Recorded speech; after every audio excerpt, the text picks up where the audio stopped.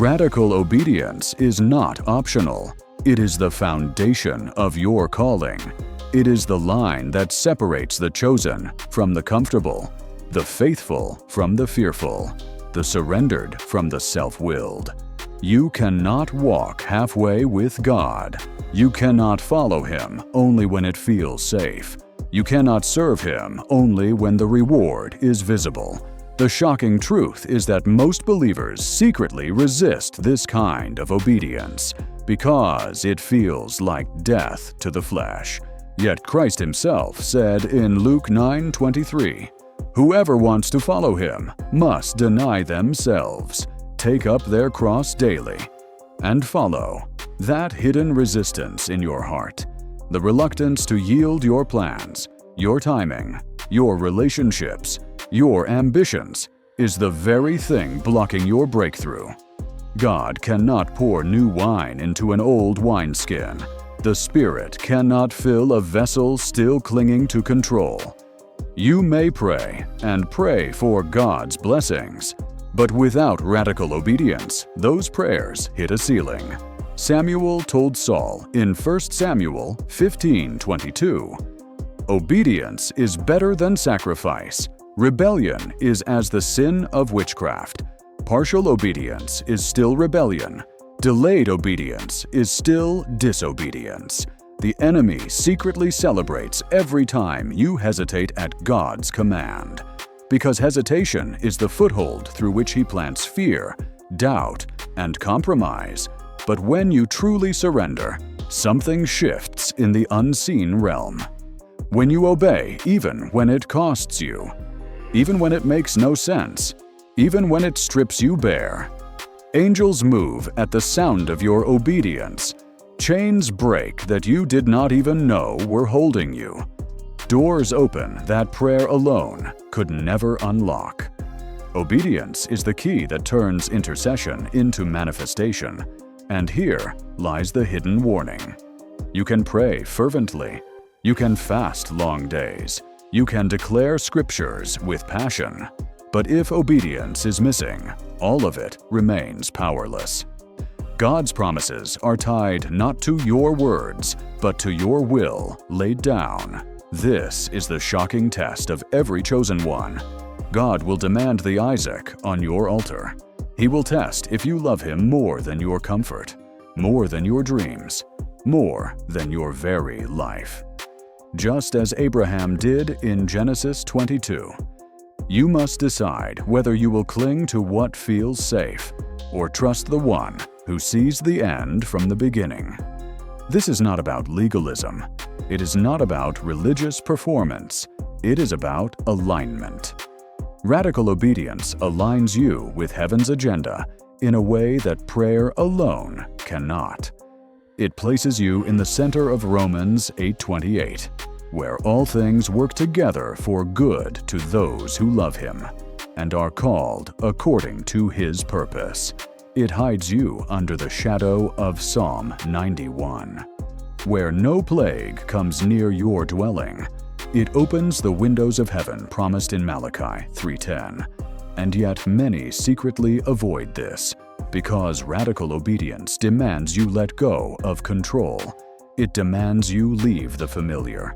It demands you risk being misunderstood, rejected, even persecuted. Here is the hidden truth. The greater your calling, the harsher the tests of obedience.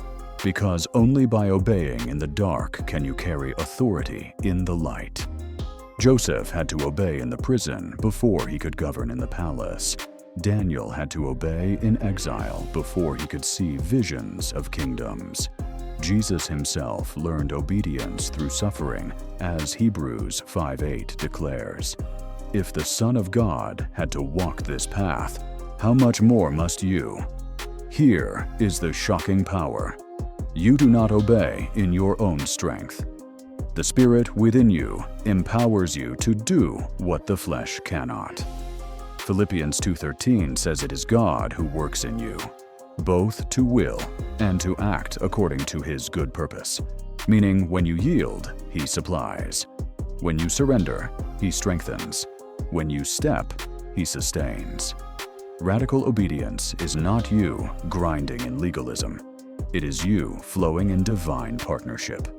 The enemy hates this because he cannot stop a believer who listens and obeys instantly, who does not debate with God, who does not stall in fear, who does not dilute instructions with human reasoning. That kind of believer becomes a weapon in the hand of God, a terror to darkness, a vessel through which heaven invades earth. The secret is that obedience will cost you before it crowns you. It will strip you before it sets you. It will wound your pride before it reveals your power. You cannot be trusted with authority until you have proven you can bow under authority. This is the hidden principle the church rarely speaks of. Miracles follow instructions, not emotions. The Red Sea parted only when Moses lifted his staff. The walls of Jericho fell only when Israel marched and shouted. The blind man saw only when he went and washed. Obedience is the trigger that activates the promise.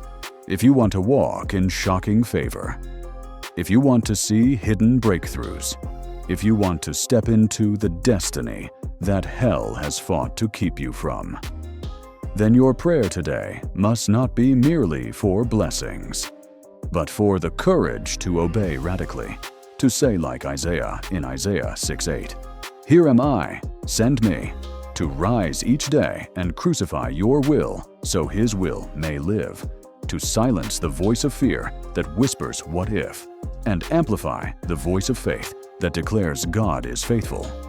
Your secret prayer must be this: Lord, break every hidden resistance in me, expose every idol I cling to, destroy every delay in my spirit, make me willing to obey without question.